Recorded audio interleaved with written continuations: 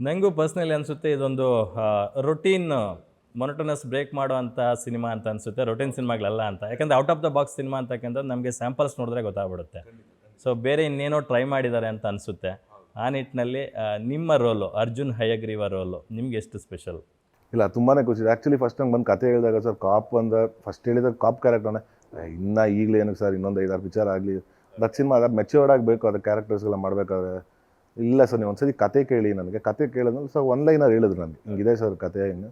ನಾನು ಓಕೆ ಇದೇನು ಡಿಫ್ರೆಂಟ್ ಆಗಿ ಸರಿ ನೀವು ರೆಡಿ ಮಾಡಿ ಹೇಳಿ ಸರ್ ಅಂದಾಗ ರೆಡಿ ಮಾಡೋಕ್ಕೆ ಬಂದಾಗ ಅವರು ಸರ್ ಇಲ್ಲ ನಾನು ಕಂಪ್ಲೀಟ್ ನರೇಷನ್ ಕೊಡಬೇಕು, ನನಗೆ ಇದಾಗಲ್ಲ ಸರ್ ಸೀನ್ ಬೈ ಸೀನ್ ಅದ್ಯಾಕೆ ಸೀನ್ ಬೈ ಸೀನ್ ನರೇಷನ್ ನೀವು ಕೇಳಿದ್ಮೇಲೆ ಗೊತ್ತಾಗುತ್ತೆ. ಇದೇನೋ ವಿಚಿತ್ರ ಹೇಳ್ತಾರೋ ಸರಿ ಆಯ್ತು ಕೂತ್ಕೊಂಡು ಕೇಳಿದಾಗ ನನಗೆ ಆ 2 ಕಾಲ್ ಅವರ್ ಹೋಗಿದ್ದೇ ಗೊತ್ತಾಗಿಲ್ಲ ಸರ್ ಆ ನರೇಷನ್ ಕೇಳೋತಾರೆ. ಯಾಕಂದರೆ ಆ ಸ್ಕ್ರೀನ್ ಪ್ಲೇ ಆಗಿರ್ಬೋದು, ಆ ನರೇಷನ್ ಆಗಿರ್ಬೋದು, ರಿವರ್ಸ್ ಸ್ಕ್ರೀನ್ ಪ್ಲೇ ಬೇರೆ ಬೇರೆ ಥರ ಸ್ಟೈಲಲ್ಲಿ ಇದು ಟ್ರೈ ಮಾಡಿದ್ದಾರೆ ಡೈರೆಕ್ಟ್ರು.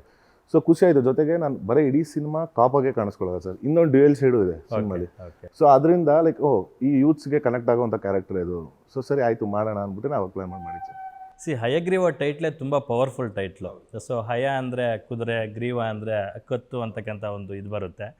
ಕುದುರೆಯ ಕತ್ತನ್ನು ಹೊಂದಿರತಕ್ಕಂಥ ವ್ಯಕ್ತಿ ಅಂತ ಒಂದು ಮೀನಿಂಗ್ ಕೊಡುತ್ತೆ, ಮತ್ತೊಂದು ಬುದ್ಧಿವಂತಿಕೆಯ ಪ್ರತೀಕ, ವಿಷ್ಣುವನ ಮತ್ತೊಂದು ಅವತಾರ ಅಂತಂದು ತೋರಿಸುತ್ತೆ. ಸೊ ಬಟ್ ನಮಗೆ ಸ್ಯಾಂಪಲ್ಸ್ ನೋಡಿದಾಗ ಸಾಕಷ್ಟು ವಿಚಾರಗಳಿದ್ದಾವೆ ಅಲ್ಲಿ. ಒಂದು ಸರಿ ಉಗ್ರ ನರಸಿಂಹನ ಥರ ಕಾಣಿಸ್ತಾರೆ, ಒಂದು ಸರಿ ವರಾಹ ದೇವರ ಥರ ಕಾಣಿಸ್ತಾರೆ, ಮತ್ತೊಮ್ಮೆ ಈಶ್ವರನ ಥರ, ಮತ್ತೊಂದು ಕಡೆ ಗಣಪತಿ ಥರ ಎಲ್ಲ ಕಾಣುತ್ತೆ. ಸೊ ಅಂದರೆ ಯಾವ ಪರ್ಟಿಕ್ಯುಲರ್ ಜಾನರ್ ಅಂತ ಒಂದು ಸೆಗ್ರಿಗೇಟ್ ಮಾಡಿ ಹೇಳ್ಬೋದು ಇದನ್ನು? ಸರ್ ಇದು ಕಂಪ್ಲೀಟ್ಲಿ ಬಂದು ನಿಮಗೆ ಹಾರರ್ ಥ್ರಿಲ್ಲರ್ ಸಸ್ಪೆನ್ಸ್ ಇದೇನೆ, ಆ್ಯಕ್ಷನ್ ಇದೇನೆ.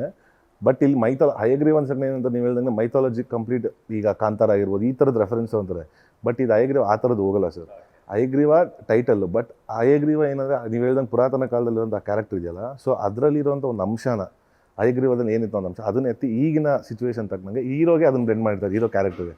ಸೊ ಅಲ್ಲಿ ಹಯಗ್ರೀವ ಏನು ಮಾಡ್ತಾರೋ ಪುರಾತನ, ಇಲ್ಲಿ ಇವತ್ತಿನ ಸಾಮಾಜಿಕ ಇದರಲ್ಲಿ ಹೋರಾಡ್ತಾನೆ. ಸೊ ಆ ಥರ ಬ್ಲೆಂಡ್ ಮಾಡಿ ಕಮರ್ಷಿಯಲ್ ಆಸ್ಪೆಕ್ಟ್ ಜೊತೆಗೆ ಸ್ವಲ್ಪ ಈ ಮೆಡಿಕಲ್ ಮಾಫಿಯಾ ಆಗಿರ್ಬೋದು, ಇನ್ನೊಂದು ಮತ್ತೊಂದು ಎಲ್ಲನೂ ಯಾವ ಥರ ಡ್ಯುಯಾಲಿಟಿ ಶೇಡಲ್ಲಿ ನಿಂತ್ಕೊಂಡು ನಾನು ಮಾಡ್ತಾನೆ, ಪ್ರೂವ್ ಮಾಡಿ ತೋರಿಸ್ತಾನೆ ಅನ್ನೋದು ಆಗ್ತದೆ. ಸೂಪರ್. ಎಸ್ ಸಂಜನಾ ಅವರೇ, ಫಸ್ಟ್ ಟೈಮು ಧನ್ವೀರ್ ಅವ್ರಿಗೆ ಪೇರ್ ಆಗಿದ್ದೀರಾ. ಈ ಸಿನಿಮಾಗೆ ನಿಮ್ಮನ್ನು ಆಯ್ಕೆ ಮಾಡಿದ್ದು ಹೇಗೆ ಅಂತ? ಸರ್ ಅಂದರೆ ಪ್ರೊಡಕ್ಷನಿಂದನೇ ಅಫ್ಕೋರ್ಸ್ ಫಸ್ಟ್ ಕಾಲ್ ಬಂದಿದ್ದು. ಆ್ಯಂಡ್ ರಘು ಅವರು ಕಥೆನ ರೇಟ್ ಮಾಡಿದ್ರು, ಫುಲ್ ಸ್ಕ್ರಿಪ್ಟ್ ಕೇಳಿದ್ದು. ಹೇಗೆ ಸೆಲೆಕ್ಟ್ ಆಗಿದೆ ಅಷ್ಟು ಐಡಿಯಾ ಅಲ್ಲ, ಸೆಲೆಕ್ಟ್ ಆದಮೇಲೆ ಏನಾಯಿತು ಅಂತ ಗೊತ್ತಿರೋದಷ್ಟೇ.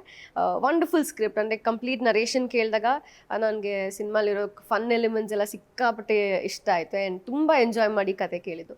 ಸೊ ಐ ಥಾಟ್ ನಾನೇ ಇಷ್ಟು ಎಂಜಾಯ್ ಮಾಡ್ತಾ ಇದ್ದೀನಿ ಅಂದರೆ ಪ್ರಾಬ್ಲಿ ಆಡಿಯನ್ಸ್ಗೂ ಇಷ್ಟ ಆಗುತ್ತೆ ಸಿನಿಮಾ ಅಂತ ಹೇಳಿ I thought will go for it ಅಂತ. ರಘುಕುಮಾರ್ ಅವರ ಬಗ್ಗೆ ಹೇಳೋದಾದರೆ, ನಿಮ್ಮ ಡೈರೆಕ್ಟರ್ ಬಗ್ಗೆ? Is a very passionate director and there is lot of madness in him. ಅಂದರೆ ಇದು ಮಾಡಬೇಕು ಹಿಂಗೆ ಮಾಡಬೇಕು ಅಂತ. ಸೊ ಸಿನ್ಸ್ ಅವರ ಫಸ್ಟ್ ಸಿನಿಮಾ ಇದು, ಸೊ ಆ ಮ್ಯಾಡ್ನೆಸ್ ತುಂಬ ಇದೆ. ಆ್ಯಂಡ್ ಐ ರಿಯಲಿ ಹೋಪ್ ಇದು ವರ್ಕ್ ಆಗಲಿ ಅವ್ರಿಗೆ ಅಂತ. ತುಂಬ ಹೊಸ ಕಾನ್ಸೆಪ್ಟ್ ಸರ್. ಅಂದರೆ ಏನು ಅವ್ರ ಪ್ಲಾಟ್ ಒಂದು ಲೈನ್ ಇಟ್ಕೊಂಡು ಅವ್ರು ಏನು ಕತೆ ಮಾಡಿದ್ದಾರೆ ತುಂಬ ಡಿಫ್ರೆಂಟ್ ಆಗಿದೆ. So I really hope it works out for all of us ಅಂತ. ಸೂಪರ್. ನಿಮ್ಮೂರಿನಿಂದ ವಿಶ್ವ ಮಟ್ಟದವರೆಗೆ ರಾಜಕೀಯ, ಸಿನಿಮಾ, ಸ್ಪೋರ್ಟ್ಸ್ ಯಾವ ಸುದ್ದಿಯೂ ಮಿಸ್ ಆಗಲ್ಲ. ಬರೀ ಸುದ್ದಿಯಷ್ಟೇ ಅಲ್ಲ, ಜೊತೆಯಲ್ಲೇ ಇರುತ್ತೆ ವಿಶ್ಲೇಷಣೆ. ಗ್ಯಾರಂಟಿ ನ್ಯೂಸ್ ನ ಸಬ್ಸ್ಕ್ರೈಬ್ ಮಾಡಿ, ಫಾಲೋ ಮಾಡಿ, ಕ್ಷಣ ಕ್ಷಣದ ಅಪ್ಡೇಟ್ಸ್ ಪಡೆಯಿರಿ.